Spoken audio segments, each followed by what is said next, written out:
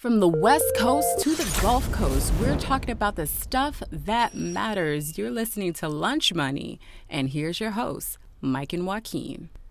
Yo, what's going on, everyone? Thank you so much for coming back to the channel. We're very excited to have you. And in this episode, we're going to go ahead and talk about cryptocurrency, Dogecoin, Bitcoin, some speculative assets, and why do we all want to get rich in 3 to 6 months instead of 3 to 6 years. Super excited to know what you guys think. Go ahead and leave it in the comments down below. Anyways, this intro is a little different because my camera overheated during the podcast and there were some audio issues. So without further ado, we're just going to go ahead and jump right into it. Another thing too, which I think is a huge issue that I'm very passionate about, that we need to make like a standalone video on. It's like so many people, especially my age right now, are just trying to find the next big coin to make them money, right? So instead of me putting money into my business or someone starting their own business or trying to increase their income, what's going on now is people are trying to find these tokens, or like there's so many coins that I can't even say right now because, you know, Mike's very sensitive and he can get triggered. You know, there's certain tokens that are like very inappropriate that have gone up 10, 20x in 24 hours, 48 hours. So I think that's kind of an issue that we're having right now, especially with people my age. We're just trying to find those. They're called shit coins, right? You know? Oh yeah. yeah. They're just coins that are like, yeah, I've heard that. Yeah, so they're just coins that people put money in and they're pump and dumps. So I think that's a huge problem that we're having right now, and I'm kind of following into it too, going back into like, okay, Doge is at 23 cents. I put money into it instead of like putting money into like Lucid or Shift, or certain companies that I think are gonna have a good future, that are actual companies, but that are probably 3x in 5 years. I'm looking for like the 10x in 6 months, and I think that can really get a lot of us into trouble. And I feel like that's a very important topic that I really haven't heard people talk too much about it, just because it is what it is, dude. Like, if we come in here, try to like stop the fun, a lot of people will be like, what the hell's wrong with you? This guy's boring. Like, tell me what coin to put money in. You know what I mean? Yeah. I know, man. 100%. Everybody wants to know what the next big coin is. And right. And you know what's crazy is, like, I think that I'm like, when I look, like, let's take Doge for instance. I'm like, okay, I got it at 55 cents. I feel like I missed it. Right. But you look at Bitcoin or something like that, you go, well, what if one day in 5 years Doge is $100? We wake up and Doge is $100. You know, and then you're like, no, you didn't miss it. You got in, not at the beginning, but you were a little late to the party, but you were there. You know, I don't know. It's just, to me, it's almost like they're penny stocks and you're just kind of gambling. I feel like a gambler. I think that's 100%. I'm not, it's more speculation, right? I think there is a difference between speculating and gambling. Not too much for certain people, but it does depend on your risk tolerance. But going back onto that, like, just the gambling aspect, it just does make sense for us to kind of, we want to just we just want the easy way out. You know what I mean? Like, we just want to 10x our money in 6 months instead of doubling it in 3 to 5 years. But going back to Dogecoin, I think you do have to do some research and find people that you trust that do know what's going on, because I don't think Dogecoin could like physically ever hit like $100, just because of like the fact of the trillions of tokens that they're going to be. It'd be like some absurd number. But I've heard like ranges from $1.50 to like $3 not be too crazy, which could be likely, right? Because I think there's also a big misconception coming from a lot of people that don't know too much about cryptocurrencies, thinking that Bitcoin is like money, right? And I feel like Bitcoin early on was very confused because they didn't really know what they were. They went from like, oh, we're money, we are a store of value, we're the new gold. And so far, it's still kind of like, we don't know what it is. All we know is that we think it's going to go up in value because there's a limited supply. And that has been true, and it could be true, and Bitcoin, next year could be 250,000, or it could be 2,000. I think it would always have a price, just because there's some whales that will never sell. But it's very interesting, the religion almost of like, oh, my coin is better, or like do this, do that, when at the end of the day, I think it leads to the same thing. It's just speculation, and we think that this is going to be the future. We think that this is going to be used for like Ethereum with smart contracts, or Bitcoin with just storing value, and Dogecoin as a currency, right? But at the end of the day, we really don't know which one it is. And for me, I'm choosing Doge because, I mean, Elon Musk is, I don't think he'll kind of like leave that community behind, because it is a pretty big community on Reddit and on YouTube. You know what I mean? Yeah. And it doesn't take itself too seriously compared to like, oh, Bitcoin and Ethereum, we're gonna change the world and it's gonna be much better. And then you just have like a meme coin over here that is actually, based off of Litecoin's infrastructure, and it is much quicker to process payments, and you don't need too much energy, like the whole issue with Tesla and Bitcoin, why they're not going to accept Bitcoin anymore because of the mining costs and stuff like that. I think it wouldn't be shocking for me if if Dogecoin was actually used as a cryptocurrency, as a currency to buy something, because we touched on, it does have that inflation every year, 5 trillion coins or whatever it is, that incentivizes you to spend the coin, compared to Bitcoin where there's 21 million. Why the hell would you ever buy anything with Bitcoin? You know what I mean? Like the argument, it just kind of contradicts itself. Yeah. It would almost be like Bitcoin. They would have to make a currency backed by Bitcoin. Right. Like the dollar was backed by gold. And then they would take that currency and then they would be able to multiply it and lend it out several times over, which is how we got in trouble with the dollar. And it just keeps going over and over again. I think it's just going to repeat itself, or what's that saying? History doesn't repeat itself, but it does rhyme, or something like that.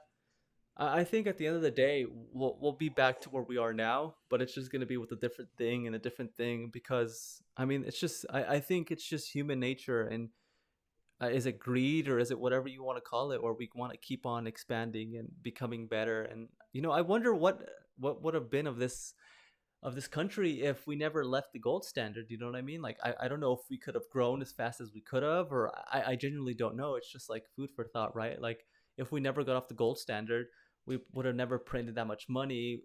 Is the amount of innovation that we're having now because of the fact that we were so loose with our monetary supply?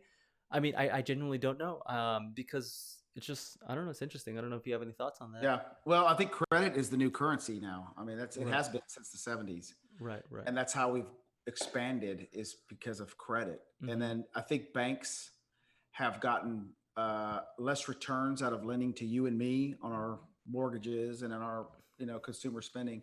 I think they are drunk with greed lending to the market makers and to the guys that are doing the hedge funds and stuff like that, because they're making so much money doing that. Right. And that just kind of goes into the whole, AMC, GameStop thing, where there's just so much greed in the market right now, and it's just so manipulated. It's so crazy. It's just a wild, crazy time to be alive. Throughout, like, not just financials, but like across the whole board, it's just crazy time to be alive. Have you experienced anything? You're like 1,000 years old. Have you experienced anything like this, or is this like, I've never experienced anything like this, and it's like I'm along for the ride too, or what's up? I think I have not experienced. In 2007, 2008, when I should have experienced this, we had just had a hurricane, and so we were in a bubble. So while the rest of the nation, housing market, everything was falling apart, we were having a housing shortage, and we were seeing housing prices rise when everybody else's were crashing. Right. So we were in a bubble over here.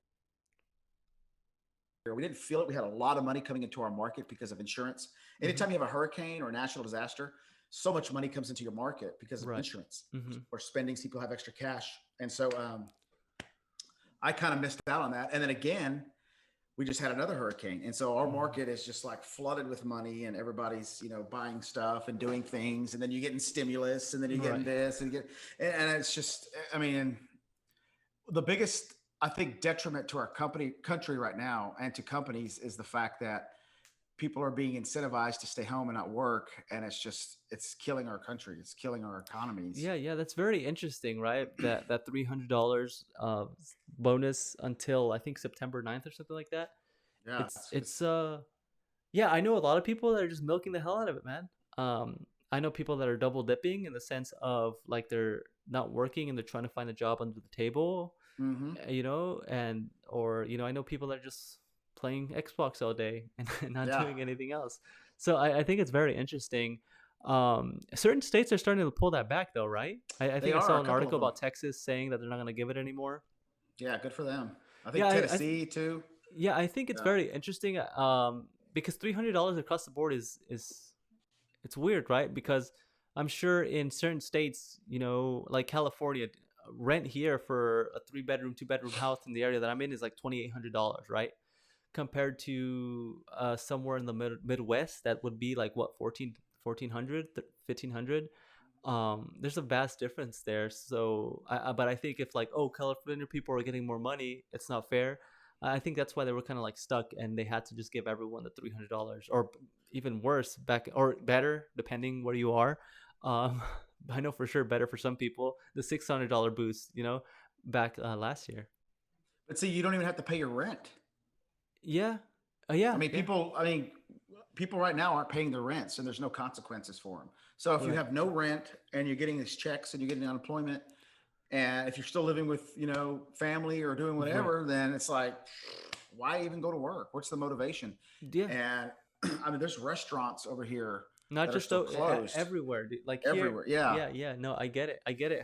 Having hard time right now finding employees, that Hmm. because they just get paid $22 instead of like $18. You know what I mean? So it's like Yeah. they'd rather get paid to stay home. um but again, I don't blame it on these people. I genuinely like, a it's an opportunity that they're taking advantage of. You know what I mean? Like, Sure. Sure. it's they're not bad people, they're just taking advantage of the situation. But the issue stems from why that, you know what I mean? Like, it's the government's fault. They're trying to Hmm. help people, and I'm sure some people do need it, but there's also unforeseen consequences that happen because, like, we don't know. So now you see $50 incentives to just come in and interview. You're seeing, $18 an hour McDonald's employees.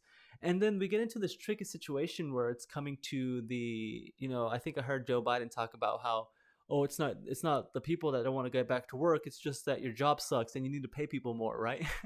So I mean, that argument is nice in theory, right? But let's say you Right. have a restaurant and you are barely making profit and you can only afford to pay the minimum wage. Does that mean you should go out of business? You know what I mean?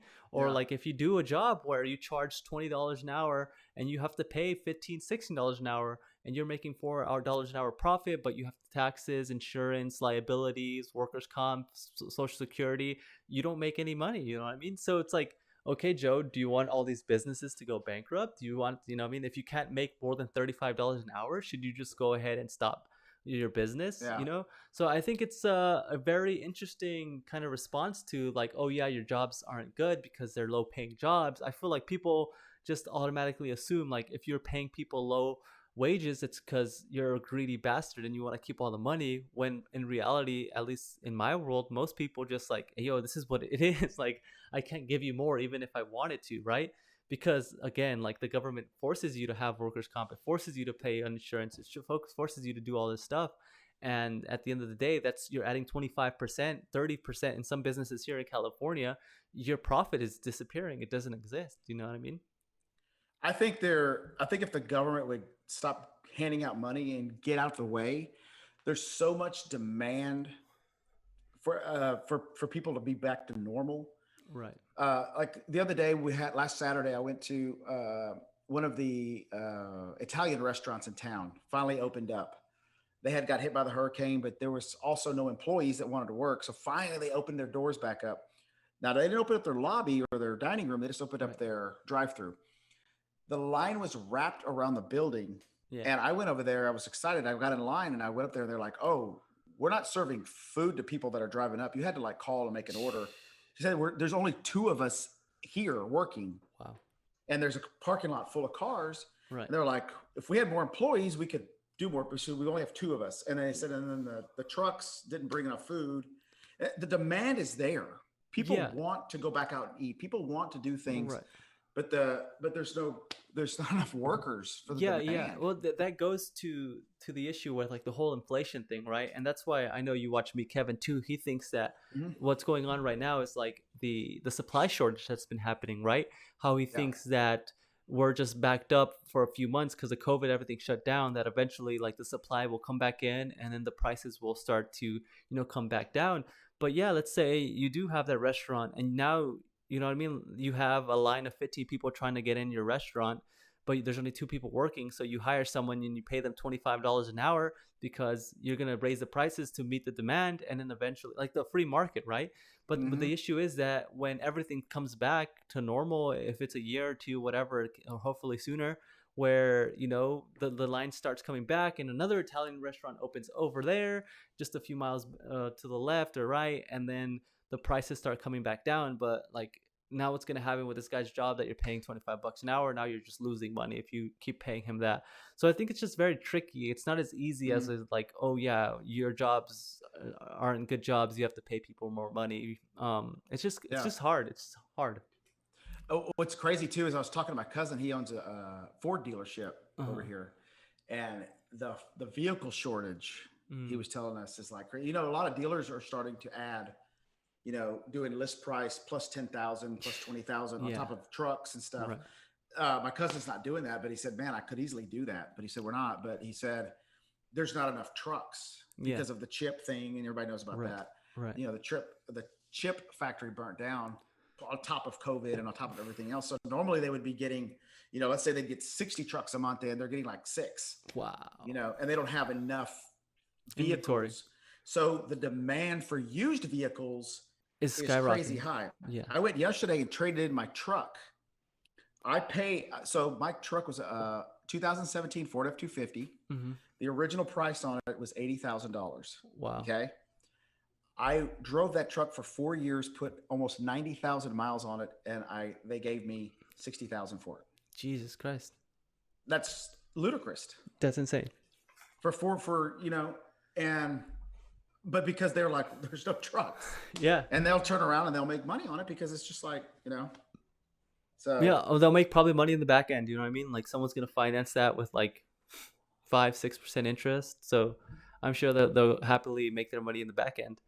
I think they'll make it on both ends, because if people are adding 10 on top of retail on new stuff, they're just, it's crazy. But I think that's what happens when you just flood the economy with money, and everything, dude. Gas here is $4.12, $4.13, dude. It's crazy. It's crazy. Is it? Wow. Yeah.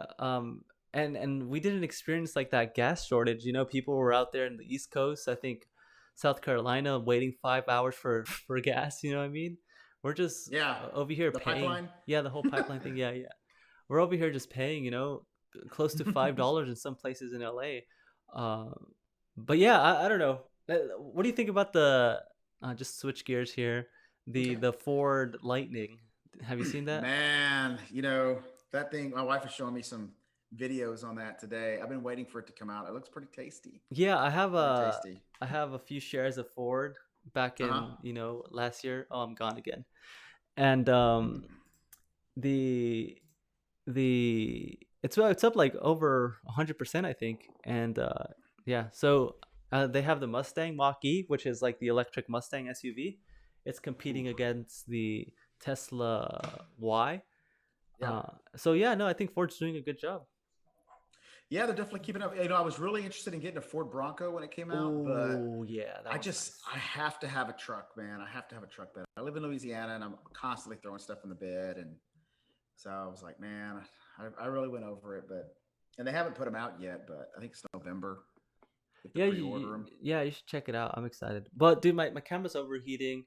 I think we should just cut it here. Well, man, we appreciate you guys joining us. We hope you made it to the end. If you did, we thank you so much. You are truly an awesome person.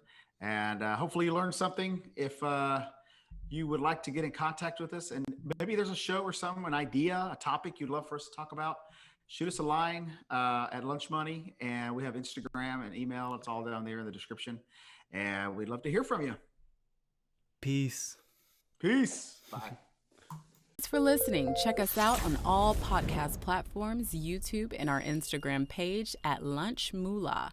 Got any show ideas? Email us at mikeandjoaquin@gmail.com. Have an awesome day, and don't forget your lunch money.